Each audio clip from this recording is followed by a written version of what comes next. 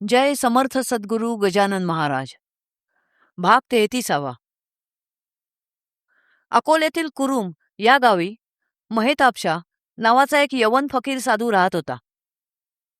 महेताबशांनी अकोल्यातील बापूरावला सांगून ठेवले होते की जेव्हा गजानन महाराज अकोल्यात येतील तेव्हा मला कळवा. मग गजानन स्वामी आपल्या घरी मुक्कामाला आले असताना बापूरावने हा निरोप द्यायला एक माणूस कुरुमला पाठवला. पण निरोप मिळण्याआधीच महेताबशांना अंतर्ज्ञानाने कळले होते की गजानन स्वामी अकोल्यात आले आहेत. म्हणून महेताबशा काही यवनांबरोबर गजानन स्वामींना भेटण्यासाठी अकोल्याला जायला निघाले. रस्त्यात त्यांना बापूरावने पाठवलेला माणूस दिसला. तो बापूरावने पाठवलेला माणूस आहे हे सुद्धा महेताबशाने अंतर्ज्ञानाने ओळखले आणि त्याला थांबून ते म्हणाले, तू कुरुमला जाऊ नकोस, कारण आम्ही आधीच अकोल्याला जायला निघालो आहोत. आमच्या गाडीत बस, आम्ही स्टेशनवर जातो आहोत. मग महेताबशा व त्यांच्याबरोबरचे इतर यवन अकोल्याला येऊन बापूरावच्या घरी उतरले.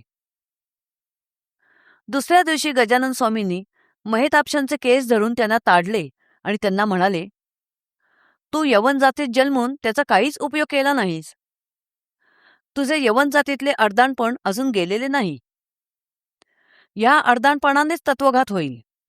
मृत्यूलोकीचे सगळे प्राणी चिंताग्रस्त होतील. तुझे नाव मेहताब आहे याची आठवण ठेव.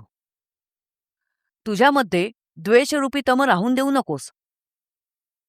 हा द्वेषरूपी अंधार वाढत चालला आहे याची तुला खबर नाहीये, म्हणून आज मी तुला ताडले. गजानन स्वामींचा हा इशारा मिळताच महेताबशा आनंदले. साधू एकमेकांच्या अंतःकरणातील गोष्टी जाणतात.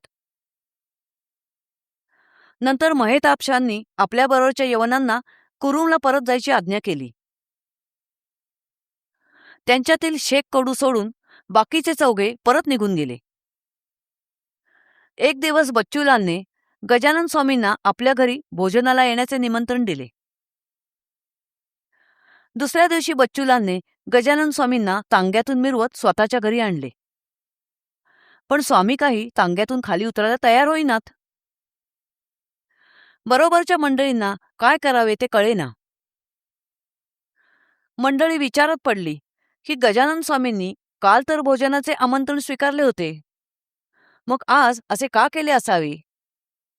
मग त्यांनी अंदाज बांधला की ह्याचे कारण महेताबशाला वगळले हेच असावे. मग मंडळींनी तांगा तसाच बापूरावच्या घरी परत नेला आणि गजानन स्वामी व महेताबशा या दोघांनाही सन्मानाने मिरवत बच्चूलालकडे नेले.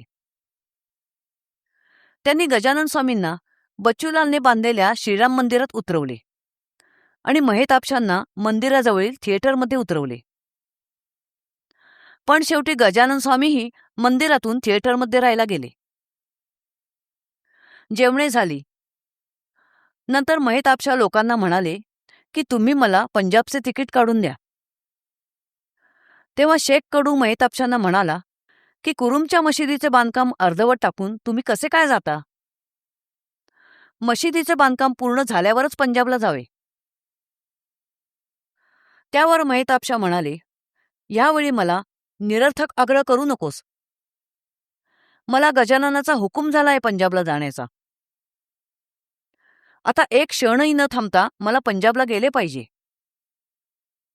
मशिदीचे काम गजाननाच्या कृपेने पूर्ण होईल हे माझे वचन सत्य मान. संतांच्या ठाई धर्माविरुद्ध द्वैत नसते. जसे माता आपल्या सर्व मुलांवर सारखेच प्रेम करते, तसेच संतही सर्व धर्मांवर सारखेच प्रेम करतात. तुम्ही देऊळ मशिदीची खुळे वाढवू नका, नाहीतर दोघांचीही हानी होईल. देऊळ आणि मशीद केवळ आकाराने भिन्न असतात, पण दोन्हीच्या बांधकामाचे सामान एकच असते. यवन तेवढा खुदाचा आणि हिंदू काय भूताचा. सगळे एकाच शक्तीपासून निर्माण झाले आहे याचा समंजसपणे विचार करा. त्यानेच समाजाचे कल्याण होईल. प्रत्येकाने स्वतःचा धर्म प्राणाहून प्रिय मानावा, पण दुसऱ्या धर्माच्या ठाई सुद्धा अलोट प्रेम धरावे. मशीद गजाननाच्या कृपेने पुरी होईल. असे म्हणून महेताबशा पंजाबला निघून गेले.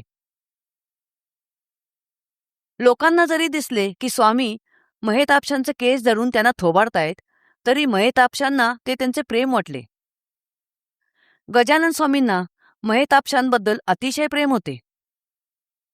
महेतापशांना जेवणाचे आमंत्रण दिले नाही, म्हणून गजानन स्वामींनीही जेवण नाकारले. अकोल्यात गजानन स्वामींचा बापूरावकडे मुक्काम होता. बापूरावच्या पत्नीला भानामतीची बाधा झाली होती. घटकेत मळवट यावा, घटकेत वस्त्राला आग लागावी, पाठीवर बिब्याच्या फुल्या याव्यात, कधी अचानक दंडावरील चीर जळून जावे. या भानामतीच्या त्रासाने बापूरावची पत्नी क्षीण झाली होती.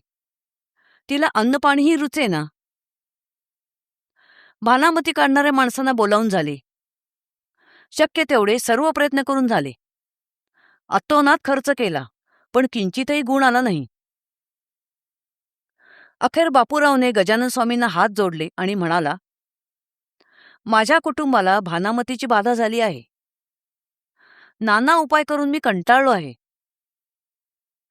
हे गुरुराया, आपल्या अस्तित्वाने माझे घर पवित्र झाले आहे.